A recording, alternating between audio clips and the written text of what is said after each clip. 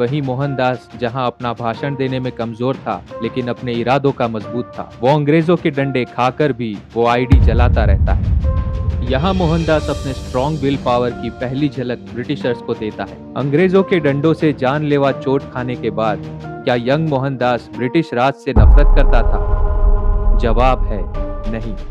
वो अब भी ना सिर्फ खुद ब्रिटिश जेंटलमैन बनना चाहता था, बल्कि वो अपनी औलादों को भी एक ब्रिटिश जेंटलमैन बनाना चाहता था। वो अपने इस आंदोलन को मिली छोटी सी कामयाबी के बाद ब्रिटिश लॉ की तारीफ भी करता है। यहाँ एक आम आदमी ऐसे इंसान को एक बेवकूफ ही समझेगा, लेकिन मोहनदास कोई बेवकूफ नहीं बल्कि एक विजनरी था। वो अपने दुश्मन को जान चुका था। वो जान चुका था कि ब्रिटिश राज से कैसे जीता जा सकता। वो जान चुका था कि उसका दुश्मन उससे कमजोर है, इसलिए वो उससे नफरत नहीं करता था। तो क्या साउथ अफ्रीका में गांधी को ब्रिटिश राज से इतनी जल्दी और इतनी आसानी से जीत मिल गई थी? जवाब है नहीं।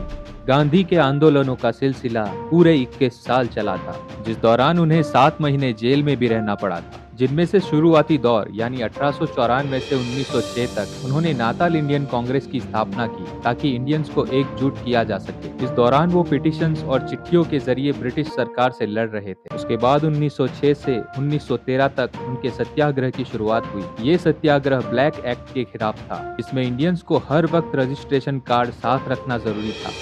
और 1908 में गांधी जी को पहली बार जेल भेजा गया। और 1913-14 का आखिरी लेकिन बड़ा आंदोलन। इस वक्त लड़ाई दो बड़ी बातों पर थी। एक तो इंडियंस की शादियों को गैर कानूनी करार देना, दूसरा 3 पाउंड का पोल टैक्स, जिसके विरोध में गांधी जी ने हजारों गिरमिटिया मजदूरों के साथ नाताल से ट्रांसवाल तक पैदल यात्रा की, जिसे 1913 की ग्रेट मार्च कहा जाता है, जहां उनके सत्याग्रह और उनके आंदोलन के दौरान उनका साथ देने वाले सिर्फ भारतीय ही नहीं बल्कि हर धर्म और जाति के लोग थे। उन्होंने वहां एक मजबूत नेटवर्क तैयार किया था, जिसने उन्हें वहां की भेदभाव वाली सरकार के खिलाफ लड़ने में मदद की, जिनमें कुछ ऐसे बड़े नाम मिलते हैं जिनके बारे में हमें जानना चाहिए। अहमद मोहम्मद कचालिया, एक निडार मुस्लिम व्यापारी जो ट्रांसवाल ब्रिटिश इंडियन एसोसिएशन